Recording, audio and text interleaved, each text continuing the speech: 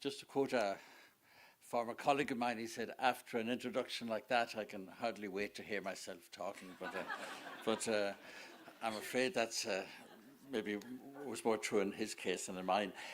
Sorry, I was a bit late.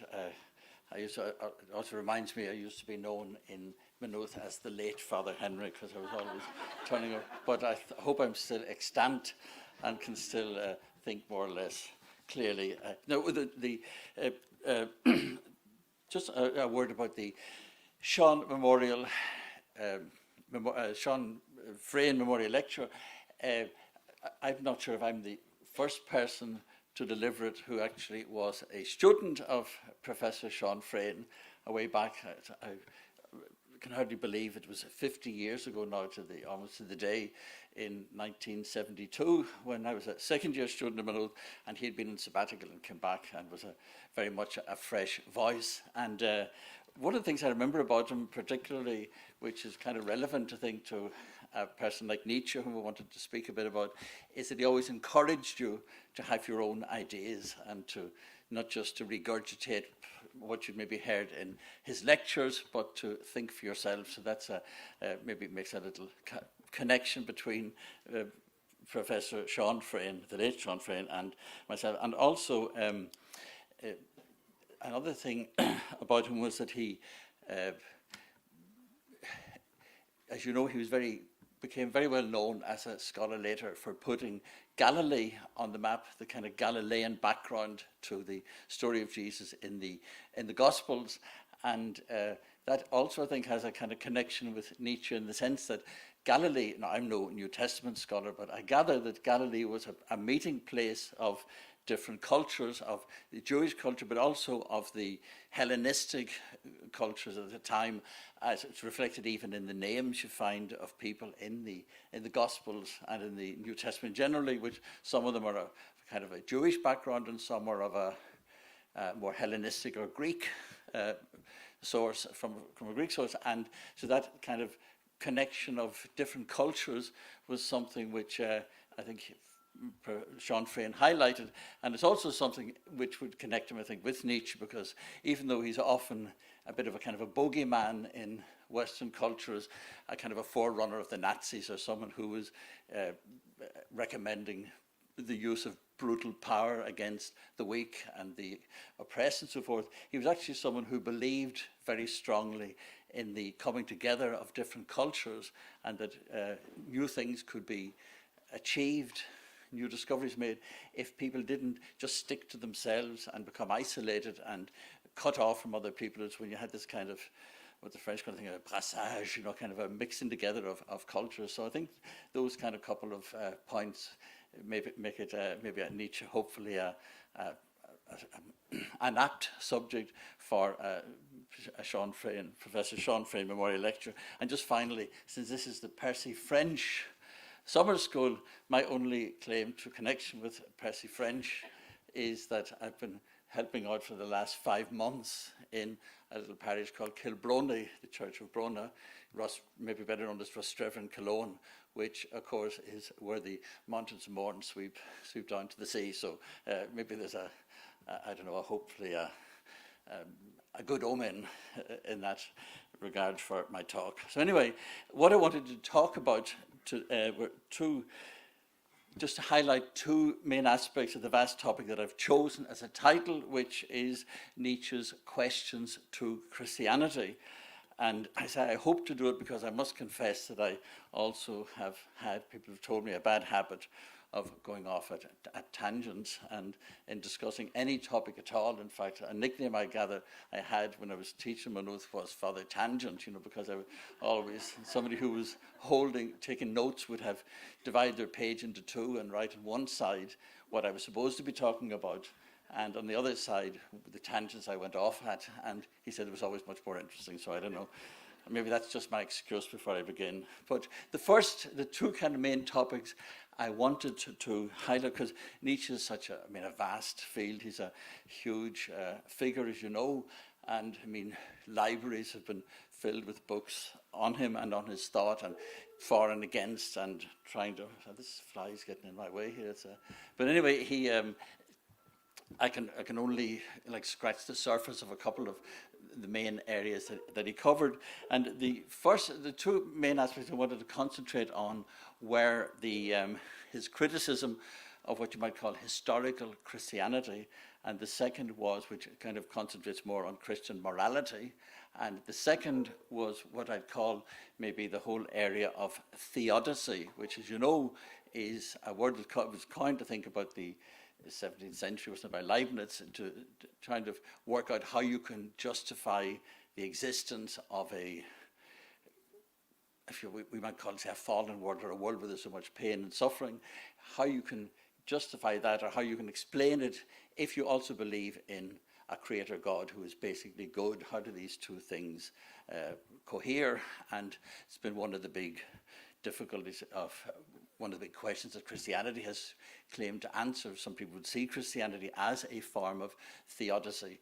And even though Nietzsche, as you know, he was often known as one of the great fathers or forerunners of modern atheism, someone who didn't believe in God, in inverted commas, but he was always fascinated or driven by the need to, if you like, to justify his attachment to the world, to his attachment to life, to be able to say yes to life, as people say, or to be able to be life affirming or life enhancing, as the kind of cliche puts it now. But so whether that was something that hung over from his own religious and theological background, that need for justification, which is a very strong Lutheran theme, and he himself, of course, that was his own background. I'll just say a little bit about his background, where he came from, and also I just wanted to highlight a little incident from his early times in Basel, just to show how intensely he lived and how exhausting, if you like, he seemed to find the business of living. But he was born in, was it 1844? I trying to make sure I don't get my dates mixed up. 1844, in a small village in Saxony, what would be eastern Germany nowadays. And his father was a Lutheran pastor, and both of his grandparents, both of his grandfathers, you should say, were Lutheran pastors. So he, as he said himself once, his interest in Christianity is almost inevitable, granted that he came from such a long line, generations of Christian ministers, as he put it. But he was schooled at one of the famous boarding schools in Eastern Germany, Schulpforta, as it's called, which produced a lot of great figures in German theology and literature. In fact, I think it was Thomas Mann said that the German pastor, or the presbytery, the home of the Lutheran pastor, was the kind of the factory, or the breeding ground for a lot of German intellectuals. It's amazing just how many German thinkers and writers and poets and so forth did come from the German. Their fathers were Lutheran pastors or Calvinist, anyway, Protestant pastors, and in fact, and to some extent, you could say that the German Lutheran, the presbyteries, the pastor's house replaced the monasteries of the Middle Ages, which were the kind of the seedbeds of intellectual ferment in those days. But he was born, say, in 1844, and it went then ultimately. His father died when he was very young, only about 5, from softening of the brain. It's thought, and some people thought it was maybe it resulted from a fall from a horse. But very often, people have said that it was some kind of congenital weakness in the family, and that was inherited by Nietzsche, and that's why he eventually went mad. But I don't think you should pay too much attention to those. They're very kind of speculative. But anyway, he grew up mainly with his sister, mother, and in a kind of mainly a female, feminine household, if you like, and went into Schulpforta, and eventually went to, where he was a brilliant student, and went then eventually to Bonn University, partly at his mother's behest, because she thought he would follow in the footsteps of his father and 2 grandfathers and become a pastor himself.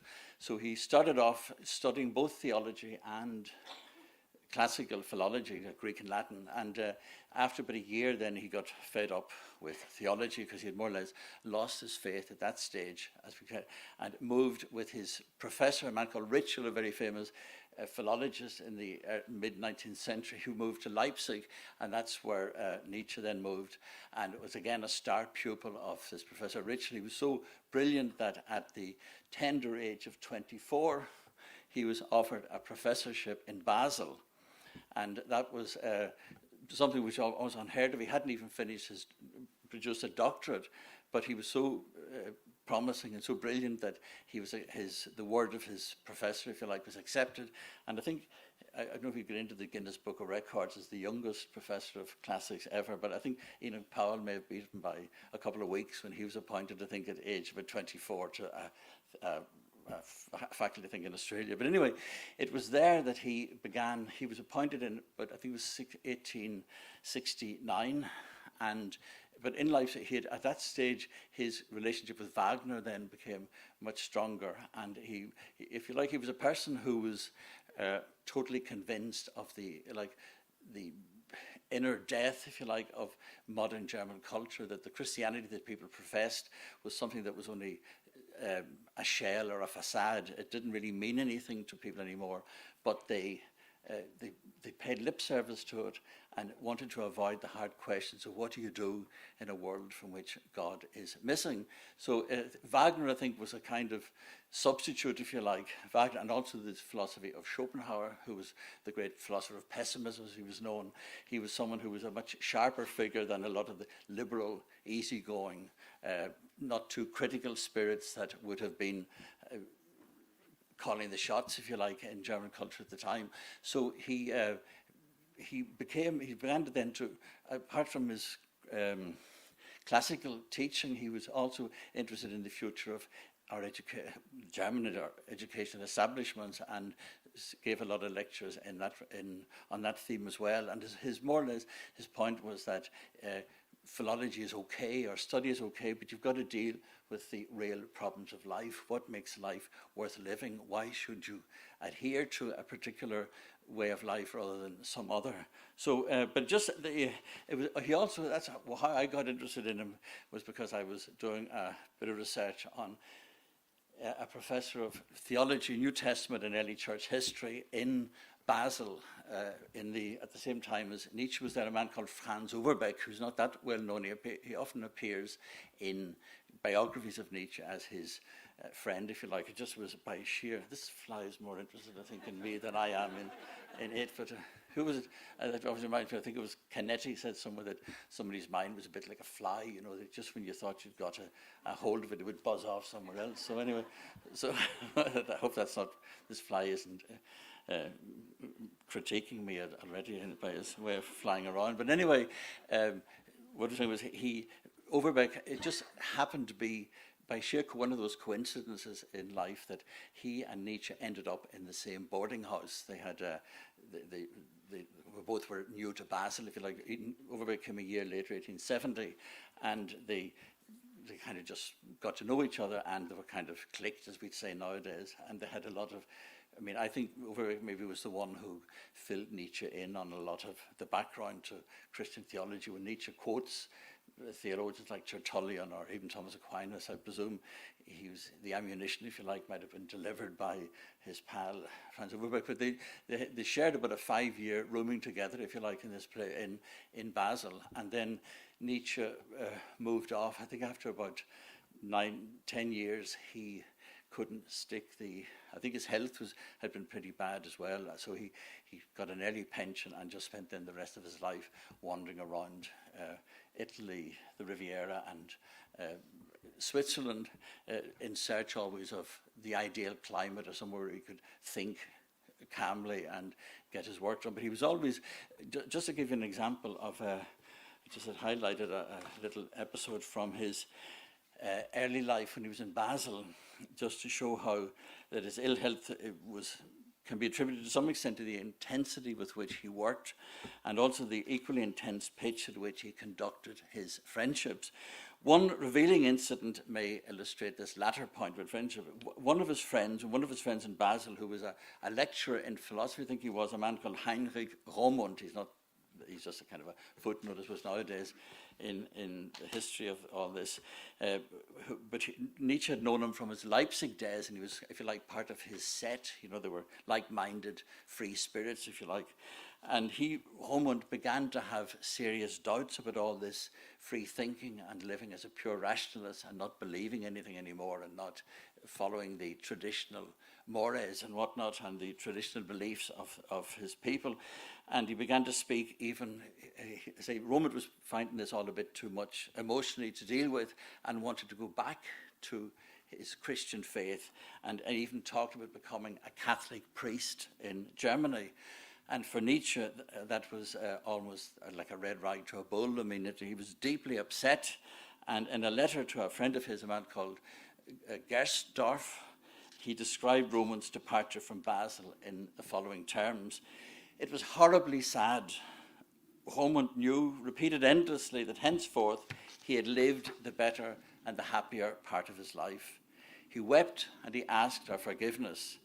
At the last moment, I was seized with a veritable terror. The porters were shutting the doors, and Roman, wishing to continue to speak to us, wanted to let down the window, but it stuck. He redoubled his efforts, and while he tormented himself, trying in vain to make himself heard, the train went slowly off, and we were reduced to making signs to each other. The awful symbolism of the whole scene upset me terribly, and Overbeck as much as it did me. It was hardly endurable. I stayed in bed the next day with a bad headache that lasted 30 hours and much vomiting of bile.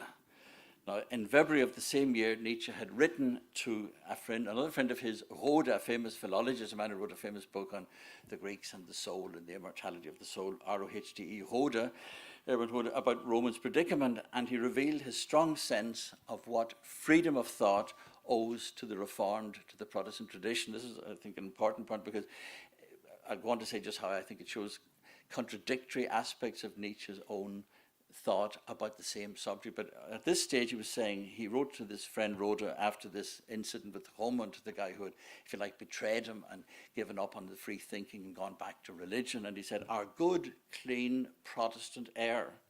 I have never felt until now just how profoundly I am indebted to the spirit of Luther. I have never felt this more strongly than I do now, and the unfortunate Roman wants to turn his back on all these liberating geniuses. I ask myself, has he taken leave of his senses, and whether he should not be treated with cold baths? It's absolutely incomprehensible that this spectre should arise right beside me, after Roman had been an intimate friend of mine for 8 years. And finally, even worse, it is I who am besmirched by the stain of this conversion. God knows I'm not saying this out of a selfish concern for my own reputation, but I too consider that I'm defending something sacred. And I'm deeply ashamed to think that I might be open to the suspicion of having anything to do with Catholicism, which I find so thoroughly detestable. As my friend, try to understand how dreadful this whole business is for me and send me a few words of consolation." Now, I think Nietzsche was calmed down. I think Roman eventually just became, he may have become he returned to his Protestant faith, but I don't think he became a Catholic, so I think at least Nietzsche was spared that. But anyway, his dislike of Catholicism is rooted, of course, this is Nietzsche's dislike, in his uncompromising attachment to freedom of thought, to which he felt Catholicism was inimical. But what I said there are kind of contradictions to Nietzsche. That's kind of early on, about the 1874, that sort of time. But later on, he wrote in I think it was in Ecce Homo, the Antichrist, that he referred to the Reformation as a peasant uprising of the spirit against the high culture of the Renaissance, and he seemed to be putting the kind of Catholic tradition almost above the tradition of that Luther had promoted. So it's I say with Nietzsche, you can find almost contradictory things in his writings. If you look close enough, it's very hard to pin him down. It's a bit, I was thinking just the other day when I was looking over this again, that it's a bit like what maybe one of the best approaches to him is to think of, I think Yeats said once of Schopenhauer, he said, "I no more argue with Schopenhauer than I do with a mountain cataract." He said, "Error is but the abyss into which he precipitates his truths." So if you like the overall picture is something you can't really believe in or accept, but there's so much truth in what he has to say along the way that it's always worth reading him. Anyway, from 1879, when he retired officially from teaching, and also I should say that he had taken a break around 1870-71. He had joined up once the Franco-Prussian War started. He volunteered for the Prussian army and worked as a medical orderly. And I think what he saw there had a huge effect on him, because I remember talking to some people who had been medical orderlies in Vietnam, and you're sent in to bring out the remains of people who have been slaughtered in these terrible fights, and that's what he saw. And I think it left a very huge mark on him, that anyone who is some kind of an easygoing justification of the world, that everything's hunky-dory and everything's fine and everything will be fine, that they haven't really looked life in the face in all its horror sometimes. So I think, but anyway, from then on he wrote all these kind of most famous books, but eventually, whether it was all too much for him or whatever the reason, he collapsed anyway, as you know, early in January in 1889, and it was then that I think he had sent out these kind of they're often known as these mad notes to various friends, including Jakob Burckhardt, the great historian of the Renaissance. And when Burckhardt got his one, he thought there was something amiss, so he went to Overbeck and said, I think you should maybe look into this. So he left him his card, and he went then to Turin and brought Nietzsche then back to Basel, and eventually then he was given into the care of his mother, and I think he was in a psychiatric hospital then, I think in East Germany near Leipzig, I think, and eventually then was cared for by his mother and sister until he finally died then in 1900. But anyway, just to talk for a moment about his attack then on Christian morality, his critique of Christianity has an important source in what he took to be Christian morality, because and this is where you kind of see the contradictions in the difficulties of having any kind of simplistic approach to Nietzsche, that he thought that Christian morality was a fake, because people were saying they believed in things which they had no reason for believing in anymore, but they just pretended as if everything had remained the same. That's why, like the famous parable of the madman, I think it's in the Gay Wisdom, as it's sometimes translated, or the Joyful Wisdom, die fröhliche Wissenschaft, that the man who goes into the main square and with his lantern looking for, and he said, "You've God," announcing to the people standing around, "God is dead. We have killed him." And the people think this is all a bit of a joke, and they don't have to be convinced, because they believed too that God is dead, there is no God. And yet what Nietzsche is concerned with is that it's not just whether you believe something to be true or not, but what effect does that have on your life? I mean, if there is no God, then the whole edifice of Christian morality, more or less, is without foundation anymore. And that's what he wanted to deal with, and it's what the people he was trying to waken, or a bit like a prophet, trying to rouse them into some sense of awareness of what their cultural position really was. It was, they didn't see the problem. They just continued on as if everything was hunky-dory, that everything would continue as it. But in fact, he said it can't. You have to try to find new values. And when he talks even about nihilism, he's often associated with the notion of the kind of the rise of nihilism. People don't believe anything. What he meant, I think, by nihilism, basically here anyway, although you probably find different interpretations of it, is that he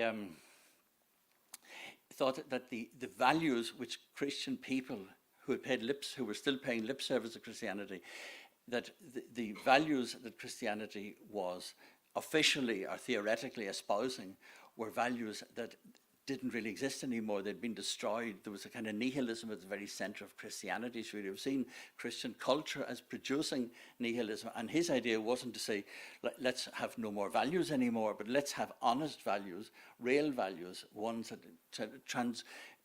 create new value. And he saw himself as a kind of someone who was creating always a new program for humanity. So it's a huge ambition when you think of it. And in fact, Overbeck said of him that his greatest, or what really marked him out wasn't that he didn't think he said he was a great man or even a great thinker, but he said it was his ambition, driving ambition, which was almost insatiable, which was the characteristic mark of his genius, if you like, and also that as regards his intellectual gifts, that he wasn't a particularly creative thinker. He didn't think all the kind of ideas you associate with him, like the eternal return or amor fati, the love of fate, or the kind of endorsement of life. All of these ideas are something you can find in the ancient Stoics. I mean, there's something you can find in the ancient world. They're not particularly new, but he thought there was too much of the rhetorician about him to be totally convincing. But what he did think he was brilliant at was his kind of critical ability, and also his, what he called his Seelenanalyse, kind of analysis of the soul.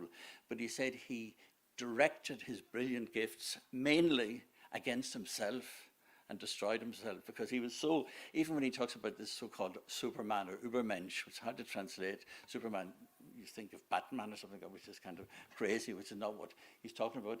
But it's almost, it's nothing that you can ever give any content to, but it's almost a mark of his way of expressing his utter contempt for the mediocrity and the falseness and the unbelievability, the incredibility of modern culture. So Nietzsche was a man who had great disgusts and great indignations, and he couldn't stand any kind of dishonesty.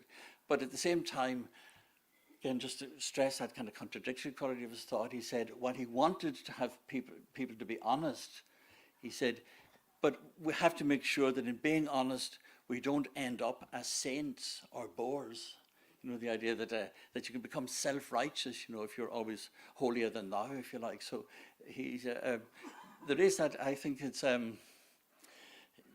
he's a kind of a thinker that you have to. He said once of himself that he said, "I am a nuance." You know, it's that he's not somebody that you can pigeonhole easily. He's a bit like that fly. He's always hopping around from one place to another. It's hard to actually pin him down.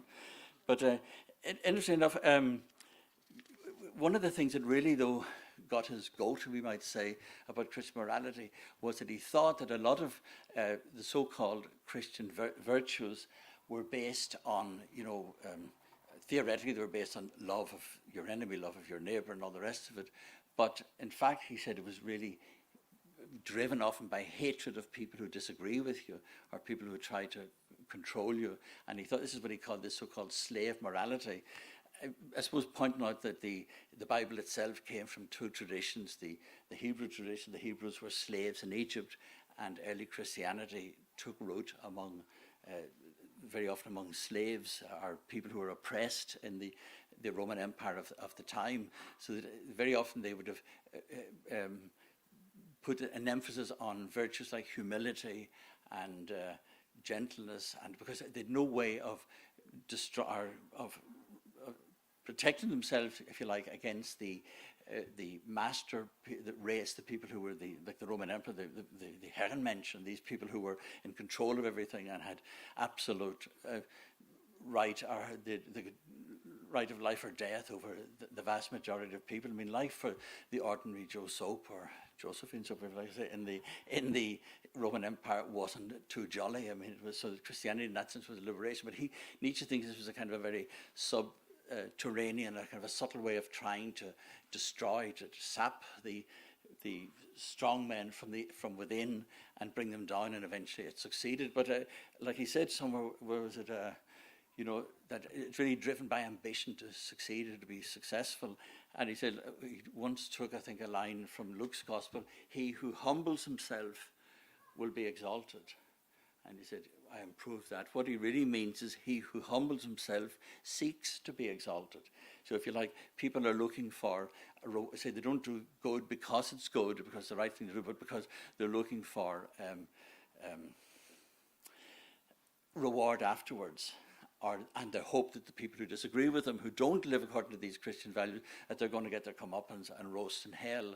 And it's that then when he says, there's a powerful passage in the genealogy of Martyr where he says, or in Daybreak first of all, he said, the soul of the Christian who has freed himself from sin is usually afterwards ruined by hatred of sin. Regard the faces of great Christians, they are the faces of great haters. just reminds, I think it was it Manning said of Cardinal Newman when he heard of his death, whatever he said about him publicly, but in private he said, Newman, he was a great hater. You know? So if you like, that there is that kind of relentless quality of Newman as well, going against his enemies. But I mean, we're all human, I suppose, to quote a phrase.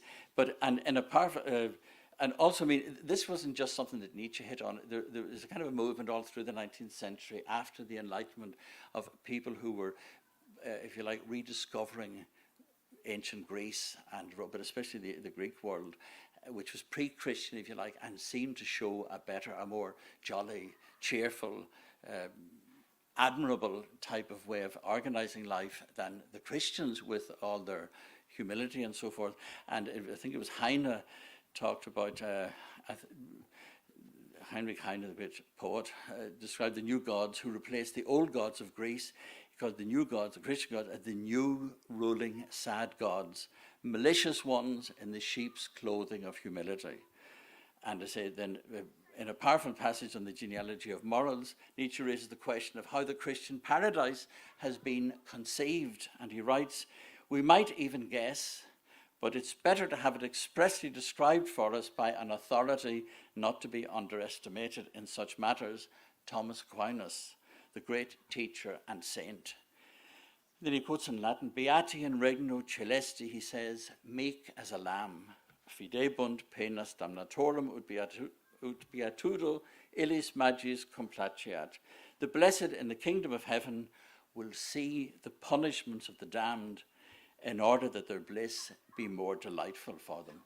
Now, people, if you like, that would drive, of course, the Enlightenment people totally crazy, but I think it's maybe not totally fair to the, some people I hope to get their comeuppance, but anyway, but I think it's in the Orthodox tradition. In the Orthodox tradition, there is actually something totally against that, which says that even the thought that one person could be suffering eternal punishment and damnation would upset the blessed so much that they couldn't really enjoy heaven. So it seems to be moving in the direction of, what's it, apocalypse, is this idea of kind of universal salvation, that all shall be well, it'll be all right on the night, sort of thing, that everything will be, all shall be well, as Julian of Norwich put it. But what we can readily, while we can readily appreciate what outraged Nietzsche and his Enlightenment forebears in the typical attitudes adopted by official Christians against their enemies, whom they were officially supposed to love, as we know, it's probably the case, I think, that the clash between a Christian and a so-called heroic or aristocratic morality reflects an underlying and maybe even insoluble conflict between a naturalistic view of existence, where there's no doctrine of creation, and a view that considers existence to derive as a created reality from a transcendent source, which we believe is good and just and merciful, and hence it gives you a ground for believing the superiority and the ultimate triumph of good over evil. Perhaps rather oddly, though, Nietzsche excludes Jesus himself from the strictures that he freely pours on the Christian centuries. In reality, he says there has been only one Christian, and he died on the cross. Now, there's a bit of, we hadn't read Kierkegaard, but there's the same kind of pattern you can find in Kierkegaard's thought, where he attacked the official Lutheran church of his day in Denmark, because he thought they were just a bunch of hypocrites, that they preached all these great Christian virtues on a Sunday in church, but it meant nothing. Like, basically, Christians and people who didn't believe in Christianity in 19th century Europe, they just lived, they were exactly the same. It didn't make any difference to the way they lived. So Nietzsche's always not really concerned with what is true, in the sense of what knowledge can you amass which is true as opposed to what's false, but how should you live, how best to live. It's a way of, his way of living is what he's mainly concerned with, as was Kierkegaard. The difference, of course, being that Kierkegaard wanted to destroy, if you like, or to get rid of a hypocritical, empty Christianity in order to get back to the real thing and to present Christianity as in its true guise again, whereas Nietzsche thinks that the Christian centuries are over. We're in a kind of post-Christian world, and you have to try to find new values by which to live. Now, I'm just looking at the time here. Am I okay to keep? I hope I'm not. Somebody said one of my old teachers in Queens in the old days. He went on to teach in Glasgow, and a friend of mine who taught there as well, he noticed that some student had written on the desk in the lecture hall, he said, I'll not mention the man's name, but Mr. X or Professor X is better than Horlicks, which means which is obviously it's I don't want to put you to sleep now, not at this time of the day, but if Christianity has become an empty vessel, based theoretically on an ascetic renunciation of the world, I mean, that notion of being otherworldly or renouncing the world, de contemptum mundi, it's one of the big themes all through the Middle Ages. And if, in fact, Nietzsche thinks that is like a wrong path to take, because this is the only world we have, so what's the point in renouncing it? There is no other world, there is no real world. Although it's interesting that he did still work with that notion of the difference between appearance and reality.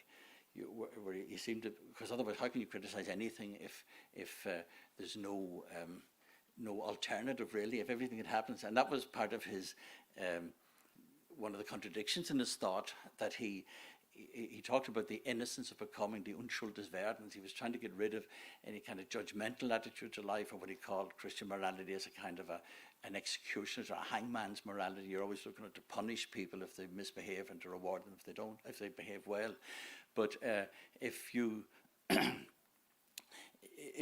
kind of try to get rid of all that and just say that everything is equally valuable, everything that happens is right, then in the name of what can you criticize anything really? Because I think people say maybe more sympathetic to Nietzsche that he didn't live long enough to try to work out the contradictions in his thought, but maybe just as well he didn't, because he's maybe more provocative a thinker because of his, the contradictions show just, in a sense, how contrary the world is and how difficult it is to get a handle on anything, really.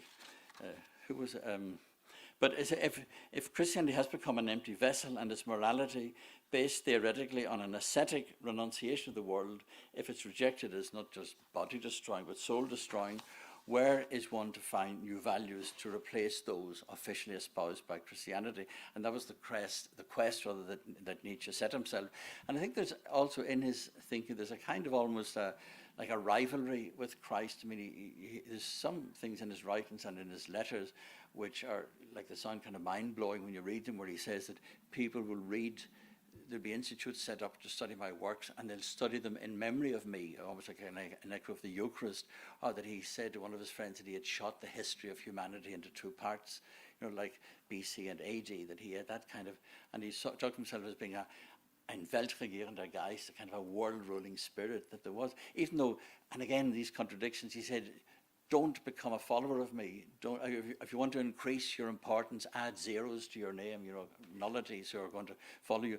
But be your own prophet, seek your own truth. So, there's this contradiction in his thought that he, on the one hand, he wanted to be this new creative spirit in the world, and yet he was mad, or he was frustrated beyond endurance in the fact that nobody would listen to him, that he was totally, especially the Germans, some of his most savage cracks or side swipes are directed against the Germans. He said even the German culture, he said, is an oxymoron.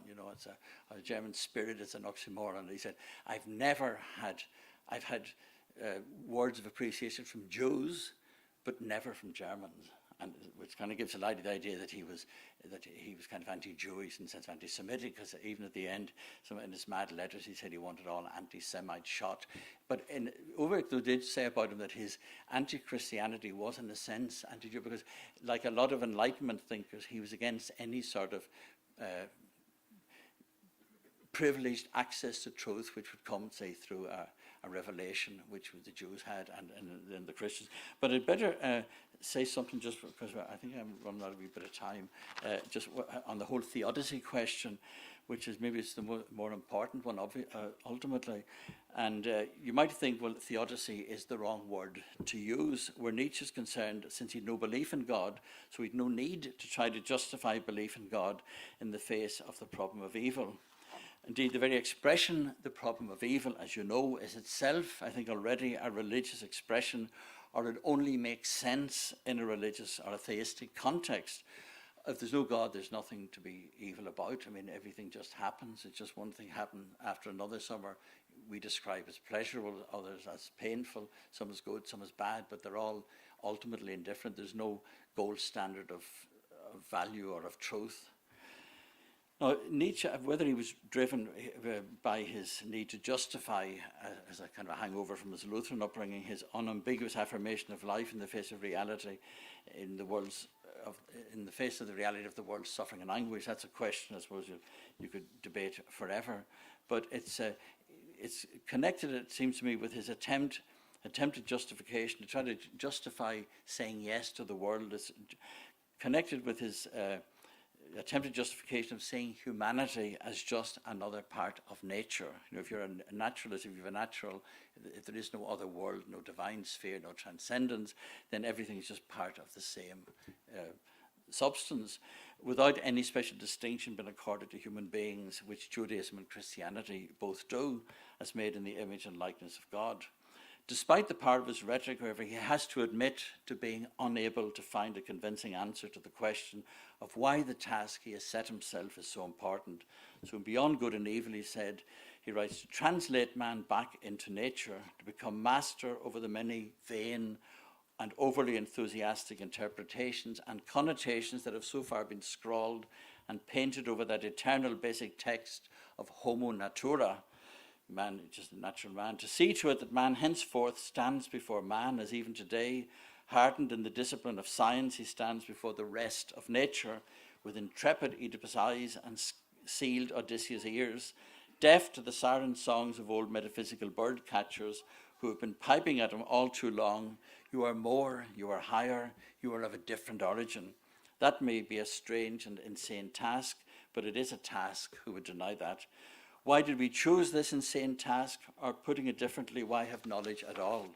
Everybody will ask us that, and we, pressed this way, we who have put the same question to ourselves 100 times, we have found and find no better answer.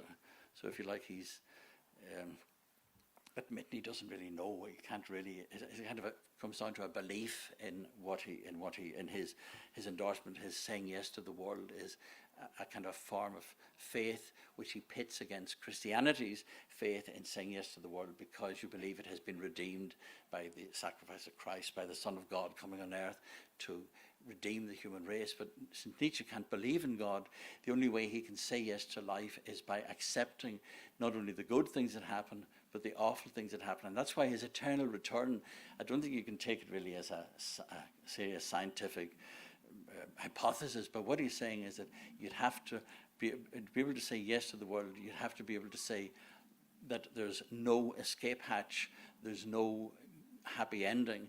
Everything you've had, everything you've lived and suffered in life, you have to be willing to endure that an infinite number of times. That's the only way you can really accept life as it is.